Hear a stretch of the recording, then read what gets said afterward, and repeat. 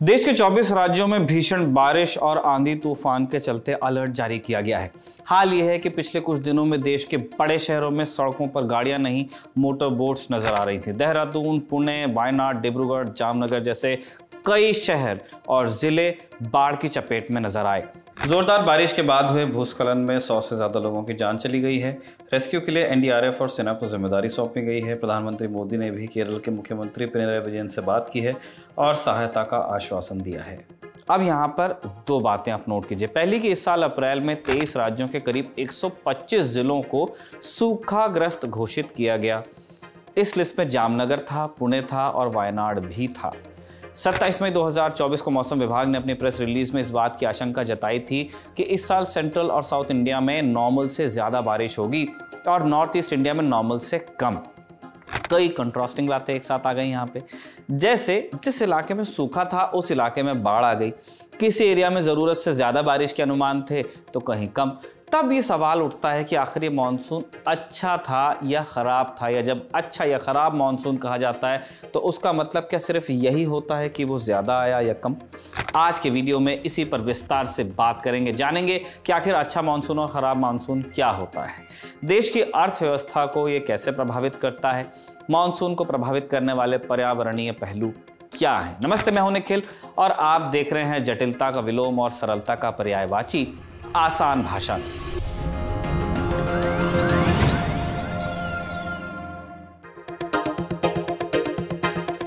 इन सभी चीजों को समझने के लिए सबसे पहले मॉनसून का भारत में आगमन कैसे होता है, आता कैसे है मॉनसून, ये समझना जरूरी है। मौसम बदलने के साथ हवाएं दिशा बदलती हैं और ये हवाएं अपने साथ पानी लाती हैं। हवाओं के दिशा बदलने की जड़ में है समुद्र और जमीन के तापमान में फर्क। पृथ्वी पर ज्यादातर गर्मी सूर्य से ही आती है। इनफैक्ट सारी ही गर्मी जो बाहर से आ रही है वो उसका सोर्स सूर्य ही है। लेकिन सूरज की किरणों से सारी जगहें एक समान गर्म नहीं होती। सूर्य की किरणों से जमीन जल्दी गर्म हो जाती है और समुद्र के पानी को गर्म होने में वक्त लगता है। ये जमीन और पानी के अपने अपने गुण हैं, जिसे फिजिक्स में स्पेसिफिक हीट कहा जाता है। Specific heat capacity to be precise. गर्मी के दिनों में जमीन का औसत तापमान बढ़ता जाता है, लेकिन सागर जमीन के मुकाबले ठंडे ही रहते हैं। इससे वातावरण में दबाव या कहें कि एटमॉस्फेरिक प्रेशर में फर्क आने लगता है। सीधा सा फंडा है गर्मी और प्रेशर का 36 का आंकड़ा है। जहाँ की हवा ज़्यादा गर्म होगी वहाँ का प्रेशर कम हो जाएगा और जहाँ की हवा ठंडी होगी वहाँ का प्रेशर बढ़ने लगेगा, क्योंकि मॉलिक्यूल्स पास आ सकते हैं। इस तरह पूरी दुनिया के अलग अलग इलाकों में हाई प्रेशर और लो प्रेशर के पॉइंट्स बनने लगते हैं। कैसे, आप मैप से समझिए। जून के महीने में भारतीय भूभाग पर लो प्रेशर का एरिया बनता है और हिंदुस्तान से करीब 3800 किलोमीटर दक्षिण में स्थित मस्करेन आइलैंड्स के पास बनता है हाई प्रेशर जोन। इससे मस्करेन हाई भी कहा जाता है। लेकिन इसके अलावा भी इंडियन ओशन और पैसिफिक ओशन में कई हाई और लो प्रेशर पॉइंट्स होते हैं। इनकी वजह से भारत में आने वाला मॉनसून प्रभावित होता रहता है। जैसे ऑस्ट्रेलिया के पास एक लो प्रेशर पॉइंट बनता है और साउथ अमेरिका के बाएं तरफ हाई प्रेशर का पॉइंट बनता है। वहीं जापान के पास एक हाई प्रेशर का पॉइंट बनता है। पॉइंट्स को याद रखिए इन सबको, क्योंकि इनकी ज़रूरत आपको आगे पड़ेगी। अब हम फोकस करेंगे हिंदुस्तान की तरफ आने वाली मॉनसून विंड्स पर। प्रेशर में यही अंतर हवा के बहने का कारण बनता है। हवा हमेशा ज़्यादा प्रेशर से कम प्रेशर की तरफ ही जाती है। ऐसे में मस्करेन आइलैंड से हवा भारतीय भूभाग के लो प्रेशर की तरफ बढ़ने लगती है, लेकिन हवा अकेले नहीं आती, पानी को भी साथ पिलाती है। कैसे होता है? गर्मी में समुद्र का पानी भाप बनता है। ये भाप ऊपर वायुमंडल में इकट्ठा होती है और वहाँ हाई प्रेशर वाली हवा इस भाप से कहती है कि चलो बुलावा आया है। हवा इस भाप को ज़मीन के ऊपर ले आती है और इस नमी भरी हवा से जो भाप होती है वो बूंद बूंद बनकर टपकती है पानी की शक्ल में। इस तरह मानसून की हवाओं से हिंदुस्तान में बारिश होती है। भारत में मानसून की अनेक धाराएं हैं। सबसे प्रमुख धारा है साउथ वेस्ट मानसून, क्योंकि ये धारा आती है साउथ वेस्ट से, दक्षिण पश्चिम की तरफ से, जहाँ केरला, गोवा ये सब है। साउथ वेस्ट मानसून दो मुख्य धाराओं में भारतीय भूभाग पर आता है, अरब सागर की तरफ से और बंगाल की खाड़ी की तरफ से भी। जीके का सवाल, आप जानते हैं कि मानसून में सबसे पहले बारिश कहाँ होती है? केरल या केरला। केरल भारत के साउथ वेस्ट में ही है। केरल के बाद मानसून उत्तर भारत की तरफ धीरे धीरे क्रमशः आगे बढ़ता है। बंगाल की खाड़ी से मानसून की दूसरी धारा आती है। ये हवाएं भारत के पूर्वी हिस्से में एंट्री करती हैं। इससे पश्चिम बंगाल, नॉर्थ ईस्ट और बांग्लादेश में बारिश होती है और हिमालय से टकराकर ये हवाएं बिहार और उत्तर प्रदेश होते हुए पंजाब और फिर कश्मीर तक जाती हैं। लेकिन इस मानसून की इंटेंसिटी कितनी होगी, ये देर से आएगा या जल्दी आएगा, कम होगी बारिश या ज़्यादा होगी, ये डिपेंड करता है कुछ दूसरे फैक्टर्स पर। इन फैक्टर्स पर हम आएंगे, लेकिन पहले आप समझिए कि नॉर्मल बारिश की परिभाषा क्या है, नॉर्मल मानसून क्या होता है। देश में हर इलाके के लिए नॉर्मल बारिश अलग अलग है। इसकी गणना कैसे होती है? बहुत सिंपल लॉजिक है। उस इलाके में हर साल बारिश के मौसम में होने वाली एवरेज बारिश में 10% का ऊपर नीचे आप जोड़ लीजिए और घटा दीजिए। यानी अगर ए नाम के इलाके में 100 सेंटीमीटर बारिश होती है एवरेज, 10% ऊपर नीचे का मार्जिन बनाइए। 100 का 10% हुआ 10 सेंटीमीटर, तो ए शहर की नॉर्मल बारिश की रेंज 90 से 110 सेंटीमीटर के बीच में होगी। अगर इतनी बारिश आती है तो हम कहेंगे कि नॉर्मल मानसून है। नीचे होगी तो बैड मानसून हो जाएगा, ऊपर चली जाएगी तो गुड मानसून कहते हैं। वैसे गुड मानसून का मतलब ये नहीं है कि आपके यहाँ बाढ़ नहीं आएगी।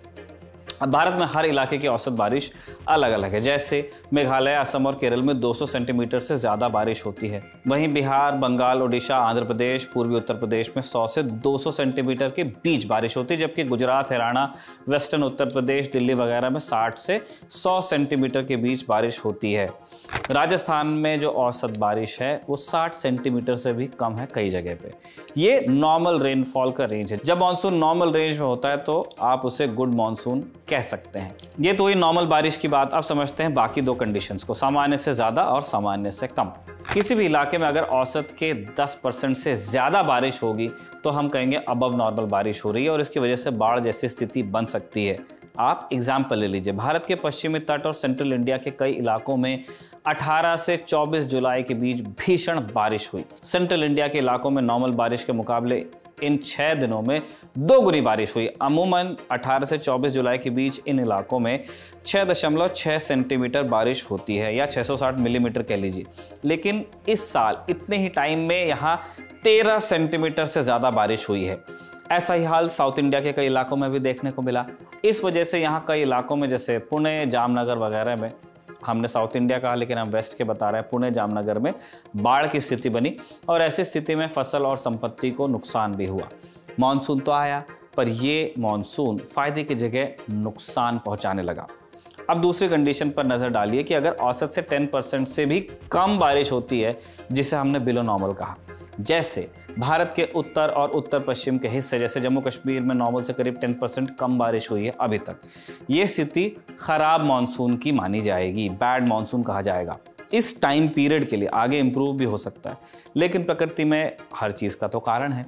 इस बिलो और अबव रेनफॉल के पीछे भी कारण है, अब उनको आएंगे समझने के लिए हम। सबसे पहला कारण है मस्करेन आइलैंड्स पर बनने वाला हाई प्रेशर जोन। आपने शुरुआत में समझा कि कैसे मस्करेन आइलैंड्स से हवा भारत की तरफ आती है।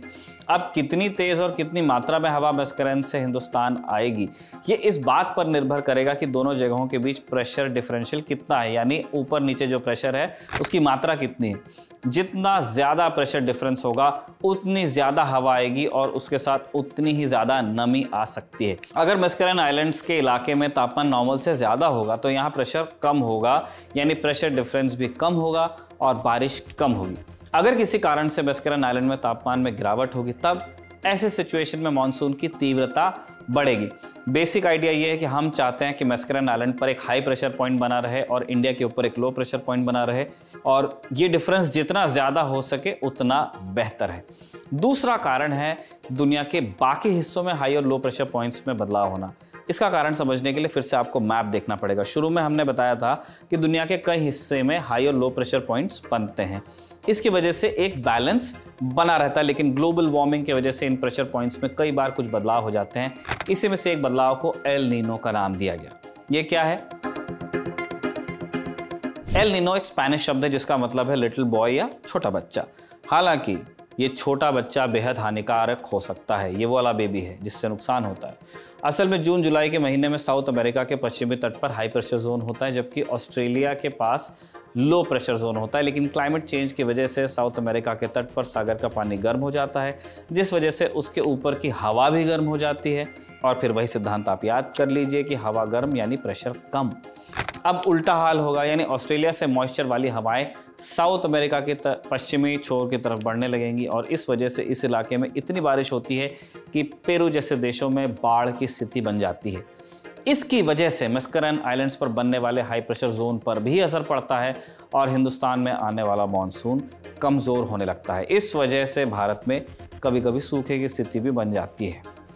ये तो हुई बारिश की बात, और साथ ही हमने समझा कि किन वजहों के चलते बारिश की मात्रा कम या ज़्यादा होती है। आप समझते हैं बारिश की मात्रा में बदलाव की वजह से अर्थव्यवस्था को कितना नुकसान पहुंचता है।